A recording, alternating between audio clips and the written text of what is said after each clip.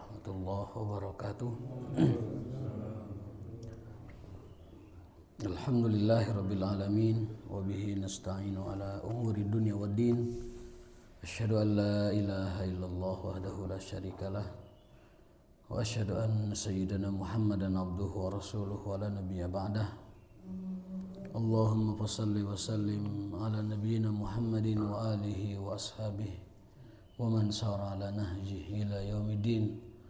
Allahumma subhanaka la ilma lana illa ma 'allamtana wa 'allimna ma yanfa'una wa zidna ilman. Rabbana atina fid dunya hasanah wa fil akhirati hasanah wa qina adzabannar. Amin ya rabbal alamin. Bapak sekalian yang dimuliakan oleh Allah Subhanahu wa taala, kita lanjutkan kajian hadis ini. Hadis Bukhari ya, Sahih Bukhari. Dalam kitab Mazalim, bab atau Kitabul Mazalim, bab tentang al-mazalim. Al-mazalim itu adalah kezaliman-kezaliman, dosa-dosa ataupun kesalahan, kekeliruan-kekeliruan kita waktu di dunia dan bagaimana urusannya nanti di akhirat. An Nabi Sa'idin Al-Khudri radhiyallahu anhu, hadis pertama dari Abu Sa'id radhiyallahu anhu. An Rasulillah sallallahu alaihi wasallam qala, beliau Nabi bersabda, idza khalasal mu'minuna minan nar hubisu bi qantaratin bainal jannati wan nar. Apabila orang-orang beriman atau manusia pada umumnya ya, telah melewati jembatan Shiratal Mustaqim, idza khalasal mu'minuna minan nar, karena Shiratal Mustaqim itu neraka ya. Shiratal Mustaqim itu adalah sebuah jembatan yang lebih tipis dari rambut dan lebih tajam dari pedang.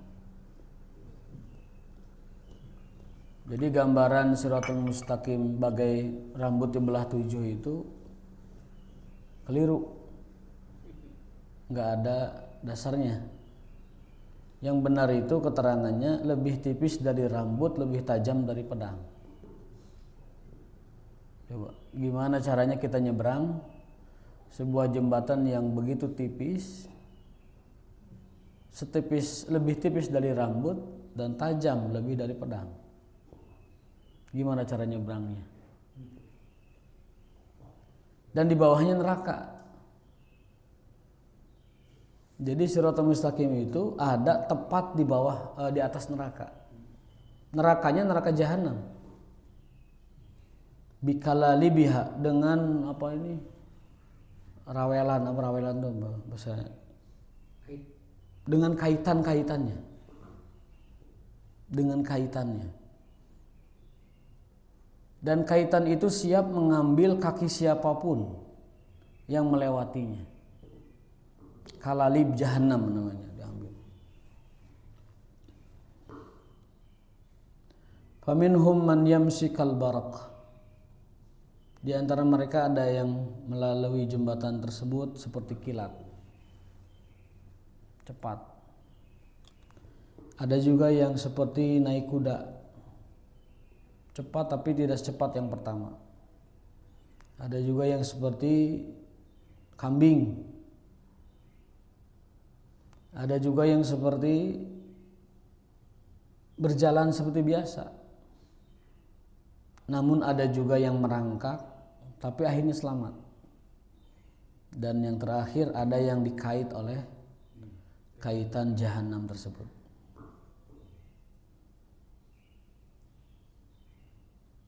Entah kenapa dalam hadis lain orang-orang kaya akan melewati Shiratal Mustaqim dengan merangkak. Merangkak teng naon bahasa Sundananya? Hah? Ngorondang. Bakat kuloba tanggung jawabnya mungkin. Ngorondang. Dan Nabi itu menyebutkannya kepada Abdurrahman bin Auf. Tapi selamat, tetap selamat, cuman ngorondang gitu. Artinya apa? Artinya ini menjadi sebuah peringatan bagi yang banyak tanggung jawabnya, sesuatu yang banyak yang harus dipertanggungjawabkan di hadapan Allah Ta'ala, dengan cara banyak bersedekah supaya kekayaannya nanti tidak menjadi beban saat dia melewati Shiratal Mustaqim. Kalau saja sahabat Nabi dikatakan seperti itu, apalagi kepada yang lain. Yang selamat dijamin surga saja ada yang seperti itu, apalagi yang tidak dijamin surga. Bisa jadi kerengorondang teh dirawel, klep.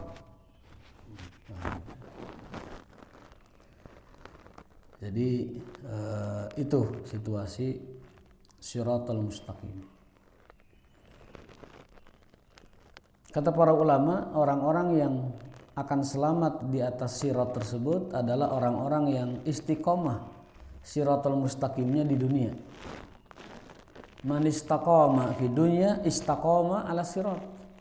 Barang siapa yang istiqomah di dunia, dia akan selamat, lurus, istiqomah di atas sirat. Namun barang siapa yang tidak istiqomah di dunia, dia akan tergelincir di atas sirat tersebut.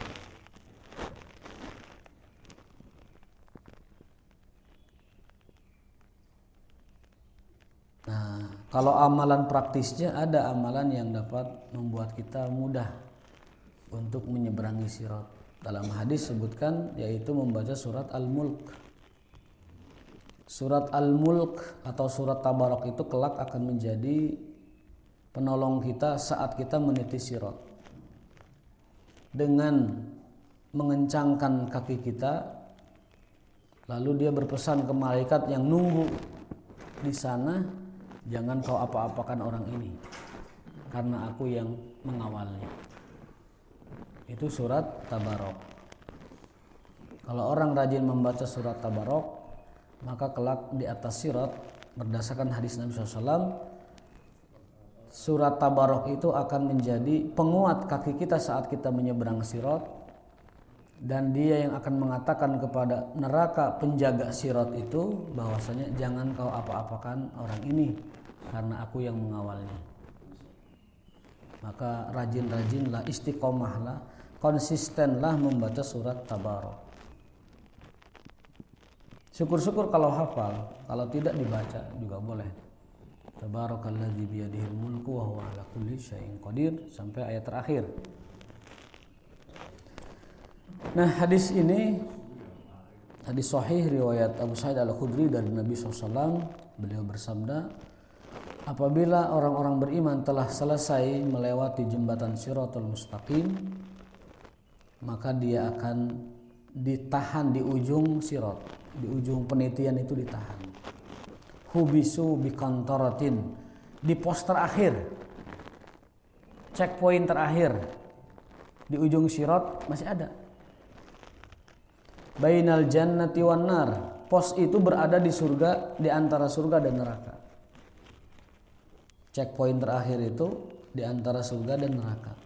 Kita mah Pak, jangan-jangan checkpoint di Shiratal Mustaqim, checkpoint tilangan polisi aja segemper. Checkpoint jawazat apa imigrasi saat kita keluar negeri sudah gemper, apalagi checkpoint atau pemeriksaan di Shiratal Mustaqim. Sudah jembatannya itu setipis, lebih tipis dari rambut dan lebih tajam dari pedang, berdasarkan sebuah asar disebutkan begitu.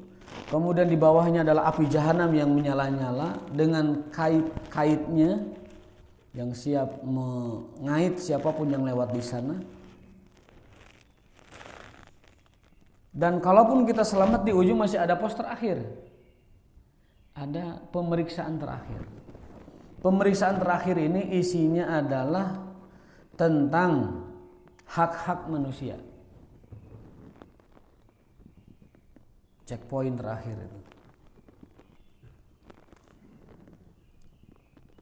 Mudah-mudahan kita termasuk orang-orang yang melewati sirat seperti kalbarki, yamshi kalbarki, yang lari seperti kilat, atau sekurang-kurangnya yang seperti kuda, kalfaras.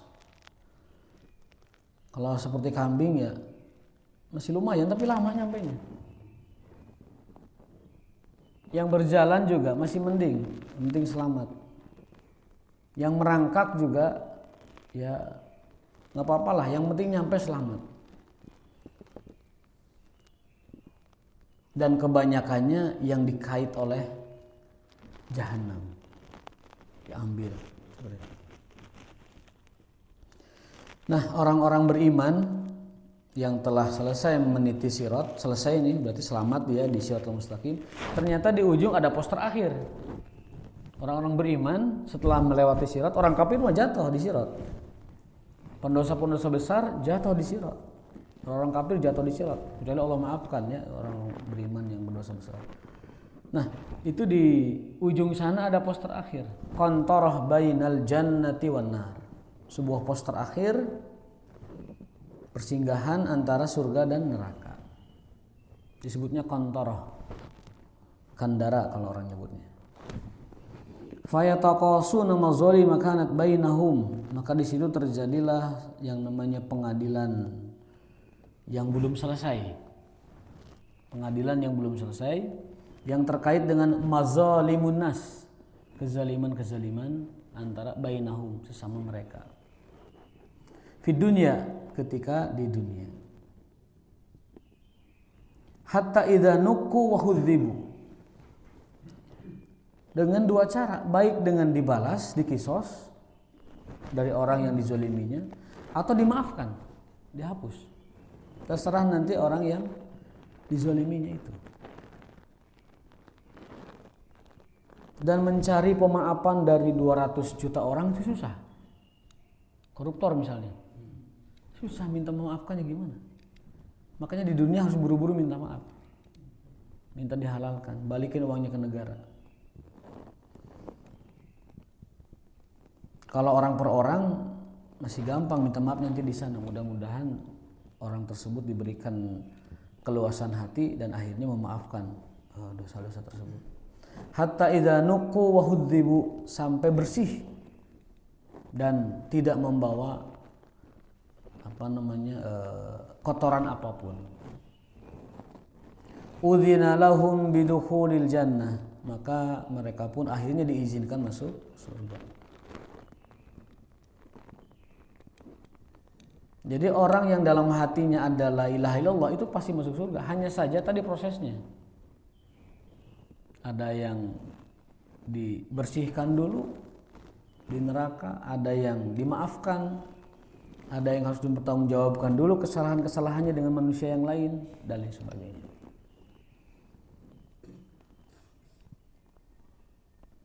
Bahkan dari keterangan lain ada orang yang seperti tidak mau masuk surga.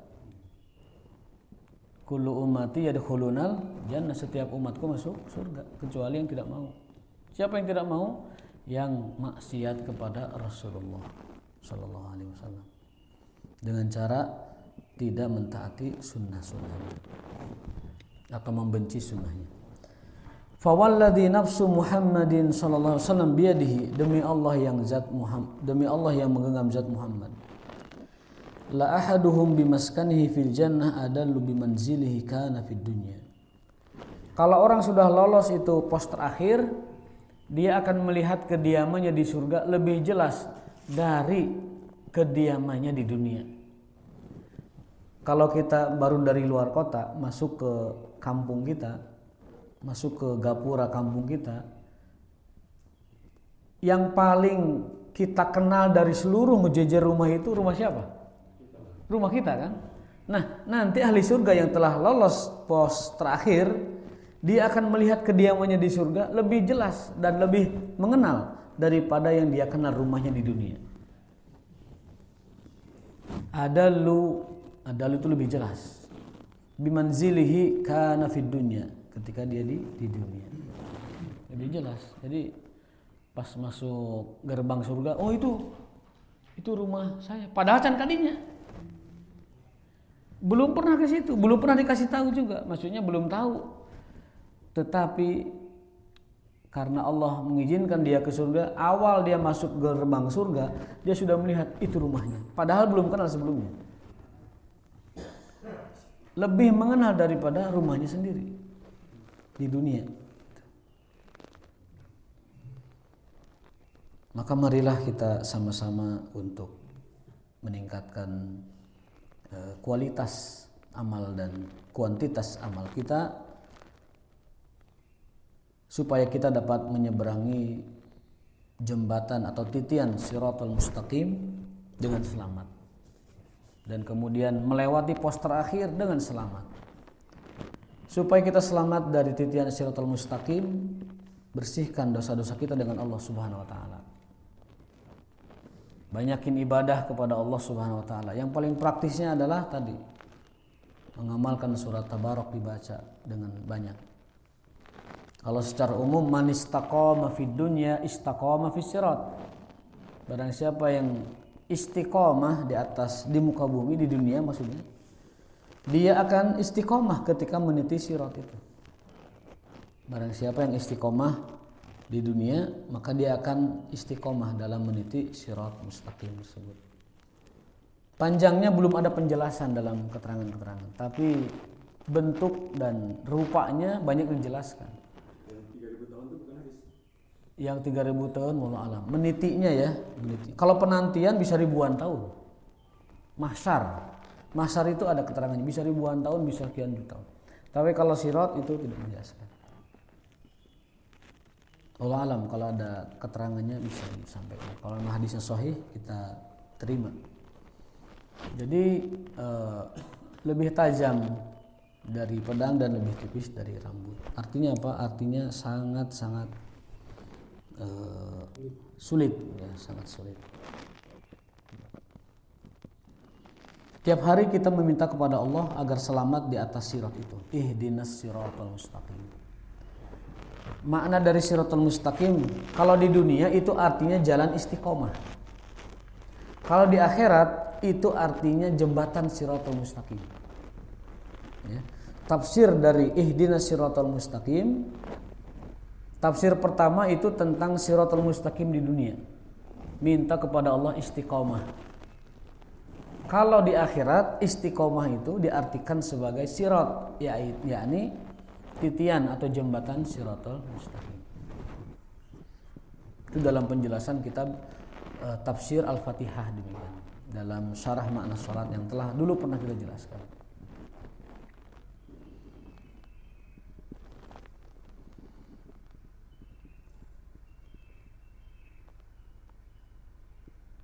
Hadis kedua dari Ibnu Umar radhiyallahu taala anhuma qala sami'tu Rasulullah sallallahu alaihi wasallam yaqul innallaha yudnil mu'mina fayadau alaihi kanafahu wa yasturuhu.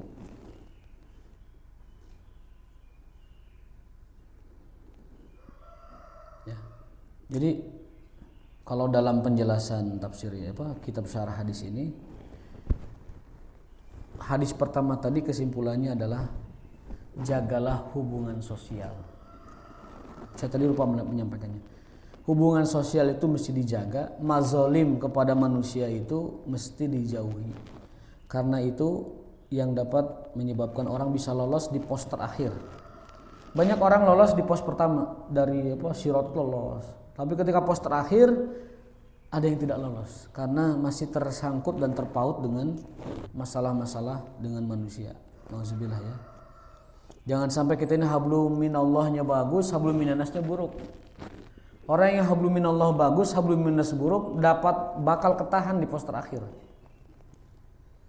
Ya, orang yang hablum minallah bagus tetapi minannasnya buruk dapat tertahan di pos terakhir. Maka jangan sampai ada hak yang sepeser pun kita ambil.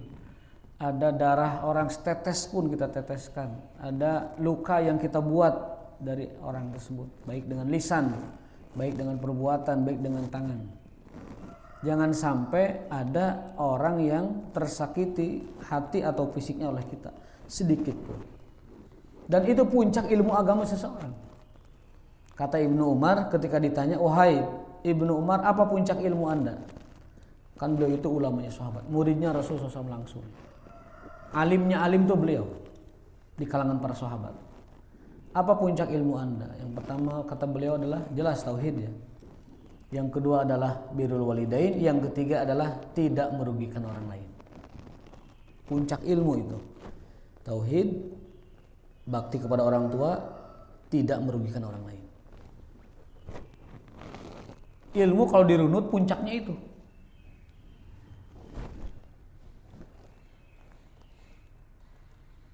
Nah, maka pastikan ya, berdasarkan isi pesan hadis pertama, agar kita senantiasa menjaga hubungan baik dengan sosial. Jangan jadi orang anti sosial, kecuali dalam perkara haram. Kecuali dalam perkara haram. Kaidah Ahlussunnah wal Jamaah dalam bergaul, la nukhaliful awam illa fil haram. Tidak menyelisihi awam, tidak berbeda dengan keumuman kecuali dalam perkara yang haram. Menyelisih saja, apalagi merugikan, gitu. Apalagi merugikan umum ya, mengambil hak yang bukan milik kita, baik milik pribadi orang atau milik umum, banyak orang. Hati-hati, dijaga betul, jangan sampai kita ketahan di poster akhir pemeriksaan setelah Shiratal Mustaqim.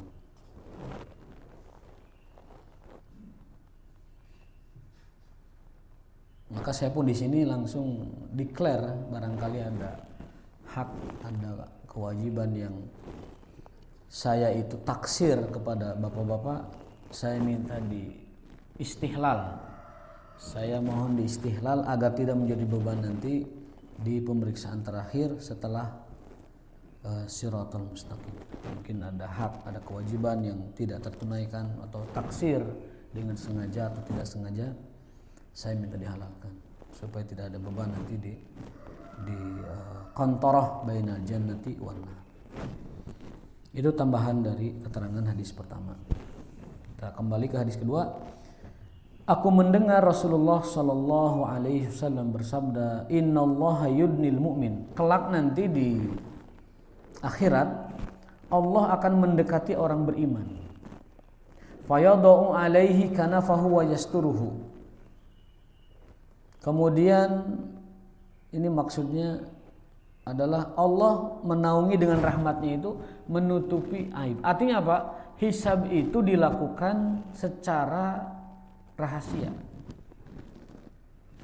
Yang namanya pemeriksaan dosa itu tersembunyi, tidak ada yang tahu kecuali kezaliman. Fayaqul ata'rifu dzanbaka, lalu Allah bertanya kepada orang itu, orang mukmin itu ya.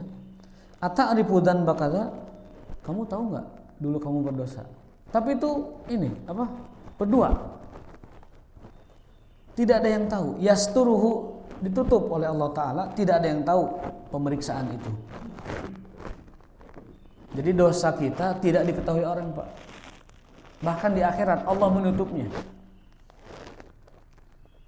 Kecuali orang zalim. Ada hadis lain dalam keterangan disebutkan bahwa orang zalim itu nanti akan ditandai dengan sebuah bendera, agar semua orang tahu bahwa ini adalah orang yang zalim yang dulu ngambil hak orang lain secara zalim, baik hak fisiknya maupun hak kepemilikannya ataupun kehormatannya. Lalu dibuka itu kezalimannya di depan orang lain. Tapi kalau dosa-dosa pribadi, dosa-dosa yang biasa tertutup, itu Allah jaga. Bahkan di akhirat ketika pemeriksaan, yadau alaihi kanafahu wa yasturuhu, ditutup. Siter. Satir itu penutup. Maka orang Arab suka bilang ya satir, wahai zat yang menutupi aib dan kekurangan. Ya satir. Kalau lagi ngobrol misalkan ada sesuatu, insyaallah ya satir. Ya satir itu semacam ya Allah tapi dengan menggunakan satir. Wahai zat yang menutupi kekurangan dan aib. Ya satir. Melihat sesuatu yang aib, melihat sesuatu yang tabu, mendengar sesuatu yang tidak semestinya terucap, ataupun mendengar sesuatu yang semestinya tidak terjadi, harusnya tidak terjadi, atau sesuatu yang kita tidak enak dalam menyampaikan atau mendengarnya. Orang Arab suka bilang ya satir. Ya satir. Jadi semacam ya Allah, kalau itu memang aib kita dan aib orang lain, satir, tutupi. Ya satir. Fayaqul, hai mukmin, kamu tahu nggak kamu pernah berdosa ini? Kadza wa kadza, dan berdosa itu. Ata'rifu dzanba kadza, ata'rifu dzanba kadza? Fayaqul, na'am ay rabbi. Betul ya Allah. Jadi sidangnya orang beriman itu tertutup. Aman kan? Jadi orang lain nggak tahu. Tidak akan ada orang tahu aib kita. Sampai akhirat ditutup oleh Allah Ta'ala. Na'am ay Rabb. Oh, betul wahai Allah. Kenapa kita malah membuka aib kita di dunia? Di dunia saja Allah tutup, sampai akhirat Allah tutup itu, nggak ada yang tahu. Hatta idza qarrarahu bidunubihi, dan orang beriman itu akhirnya sampai mengakui seluruh dosanya. Qarrara, mengakui, mentakrir bidunubihi, segala dosanya. Wa ra'a fi nafsihi annahu halak, dan mengatakan ya Allah, binasalah aku dengan dosa-dosa itu. Sampai dia ngaku begitu. Kalau dalam istilah Sayyidul Istighfar mah abu'u bidzanbi. Abu'u bidzanbi, ya Allah, aku akui semua dosa-dosaku. Makanya ulama sampai mensyaratkan di antara syarat agar istighfar kita, taubat kita diterima Allah adalah pengakuan dosa-dosa itu. Tadi ada lafaz wa abu'u bidzanbi faghfirli fa innahu la yaghfiru dzunuba illa anta. Qala, lalu Allah menjawab, satartuha alaik fid dunya. Aku telah menutupnya untukmu di dunia. Dosa-dosamu tidak ada yang tahu, aku tutup itu. Wa ana aghfiruha lakal yaum. Dan hari ini aku ampuni dosamu. Fayu'ta kitab hasanati, lalu dia diberikanlah catatan kitab kebaikan-kebaikannya. Jadi catatan buruknya Allah hapuskan itu, Allah buang. Ini catatan amal baikmu. Coba, kebahagiaan apalagi yang lebih berbahagia dari orang yang ketika Allah hisab secara sembunyi, secara rahasia, tidak diketahui orang.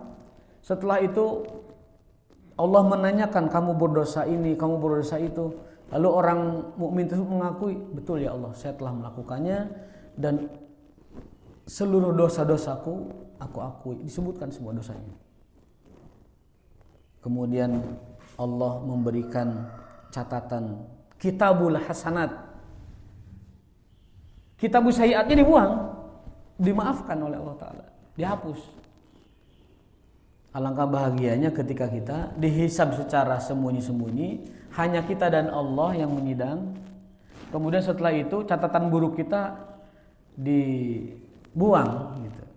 Semacam kalau kita lihat BAP kepolisian mah, kita tuh disidang di BAP segala macam. Kemudian setelah selesai di BAP, seluruh kesalahan kita ada, lalu disobek sama dia, buang, clear kamu. Ini Allah Ta'ala mem-BAP kita secara rahasia, seluruhnya kita akui dosanya. Kemudian Allah catatan itu dibuang, dihapus, diberikannya malah penghargaan, kitabul hasanat.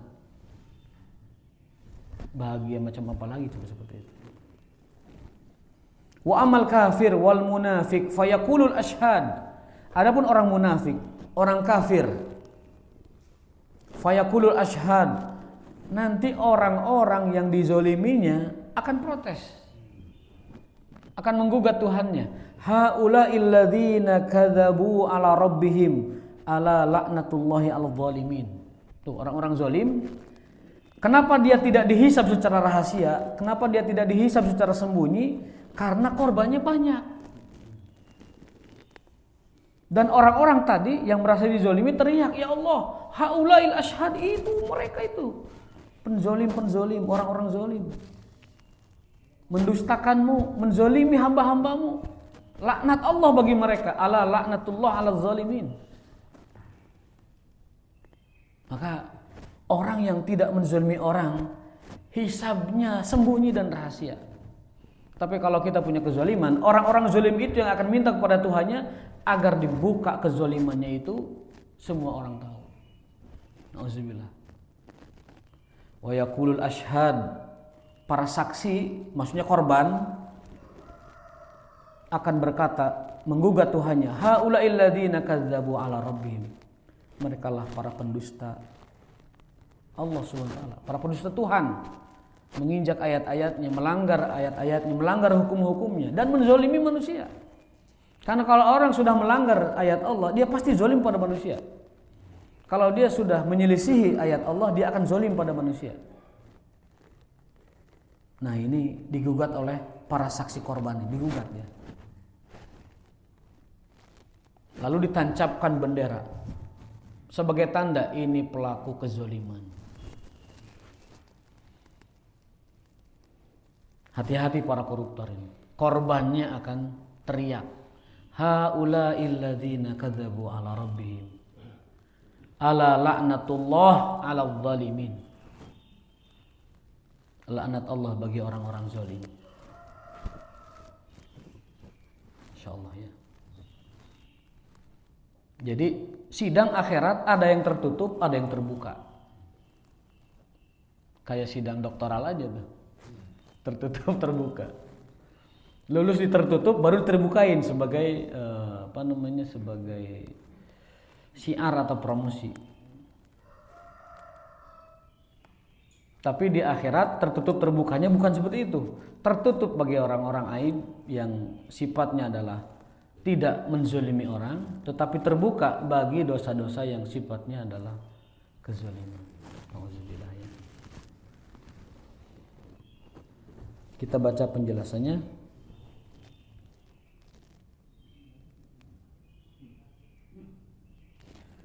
Wa anna Allah la yab'asuhum ba'da mautihim subhanahu wa ta'ala an dzalika 'uluwan kabira. Laknatullah atardu min rahmatihi wal 'adzab daim fi jahannam. Yang dimaksud dengan laknat Allah bagi orang zalim adalah dicabut rahmat Allah, kemudian ditimpakan azab yang kekal fi jahannam, di neraka jahannam. Termasuk orang zalim itu adalah al-musyrikun wal kafirun wa man ala syakiyatihim. Wazibillah.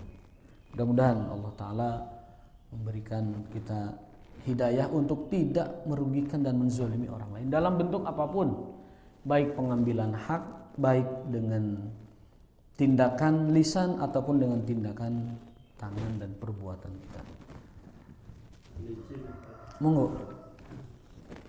Setelah mendengarkan dari ulasan Nurian itu, mungkin timbul satu pertanyaan, khususnya mudah-mudahan rekan sekalian. Fungsi syafaat, fungsi taubat, fungsi penghapusan dosa seluas wihsyatan, ini dalam kaitannya dengan siratal mustaqim, dengan azab dan sebagainya. Baik. Yang pertama, orang yang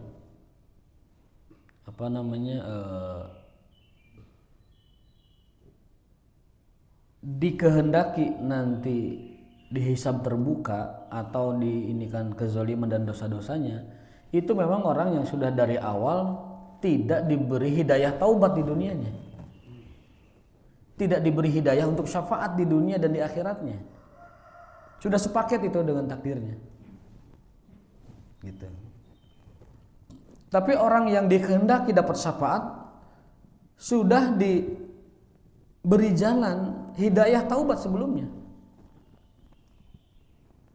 Jadi orang yang akan Allah ampuni, baik dengan syafaat, baik dengan tadi seluas langit dan bumi ampunannya dan sebagainya, itu orang yang sudah dari awal diberi hidayah untuk taubat sebelumnya, gitu. Apa dasarnya? Dasarnya kita contohnya adalah perkataan Ali bin Abi Thalib, barang siapa yang dikehendaki Allah diampuni dosa-dosanya, dia akan dibuat suka beristighfar sebelumnya. Jadi pikiran kita itu bagian dari takdir juga, gitu. Pikiranmu adalah takdirmu. Ketika orang berpikir mau taubat, itu sebenarnya bagian dari takdir, dia akan diampuni di ujungnya. Itu cara kita memahami takdir begitu. Jadi kalau tadi pertanyaan Pak Haji, nanti orang-orang yang dimaafkan dengan syafaat, dimaafkan dengan ampunan Allah, itu memang orang dari awal diberi hidayah untuk taubat. diberi hidayah untuk dapat syafaat. Kalau orang tidak diberi hidayah untuk syafaat, contoh orang musyrik. Orang musyrik itu orang yang tidak diberi hidayah Allah untuk diberi syafaat. Karena mustahil syafaat diberikan untuk orang musyrik. Gitu. Kan sudah Allah ancam dengan jahanam selama-lamanya.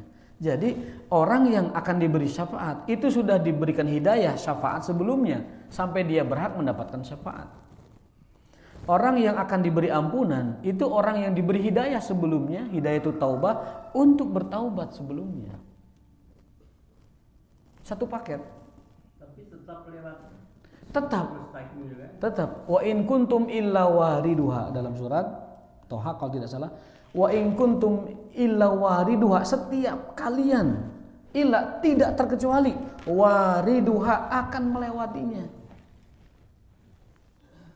Semua melewatinya. Hanya tadi faminhum man yamshi kal barq, ada yang seperti barqi, torelat, kilat. Ada yang seperti faros, kuda, ada yang seperti kambing, ada yang berjalan, ada yang merangkak. Tapi itu semua selamat. Yang tidak selamat adalah yang tahtatuhu kalalibu jahanam, yang dikait oleh pengait-pengait jahanam. Walaupun yang digoyang hisab itu. Bighairi hisab juga melewati itu, tapi tadi kalbar bighairi hisab itu melewati. Dan maksud bighairi hisab dalam hadis Aisyah bukan tidak diperiksa tapi sekilat. Gitu. Karena dianggap tidak ada kesalahan. Kenapa? Tauhidnya menyelamatkan dia. Kalau bahasa Arabnya pro forma. Ya? Kalau bahasa kitanya pro forma gitu. Ya, betul. Jadi formilnya itu gitu semua gitu. Formalnya begitu semua. Ya kalau di pengadilan kan ada bukti formil, bukti material. Ada yang formil, ada yang material. Nah, secara formalnya gitu semua. Itu bagian dari prosedur Allah lah begitu. Protapnya begitu. Wa in kuntum illa wariduha dalam Quran, setiap orang akan melewatinya, siapapun tanpa kecuali. Kemudian fasaufa yuhasabu hisab, semua orang akan dihisab. Semua itu formal begitu. Tetapi ada yang hisabnya secepat kilat, ada yang melewati siratnya juga secepat kilat. Lewat, semua lewat. Dosa yang dihisab itu yang belum diampuni di dunia kan berarti. Yang sudah diampuni. Kalau sudah diampuni, kalau Allah mengampuni ya beres urusan. Betul. Namun yang menjadi kewaspadaan kita itu Allah mensyaratkan dosa kepada manusia itu mesti diistihlal. Dosa kepadanya gampang, saya bacakan penjelasannya. Dosa-dosa kepada Allah itu gampang, urusannya gampang. Tetapi dosa-dosa kepada manusia itu yang berat begitu. Repot.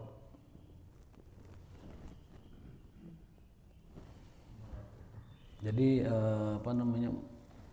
makanya puncak keagamaan seseorang, pemahamannya itu manakala dia tidak melakukan perbuatan yang merugikan sesamanya. Puncak ilmu itu yang 3 tadi yang saya sebutkan. Jam berapa ini sekarang? 1 menit lagi.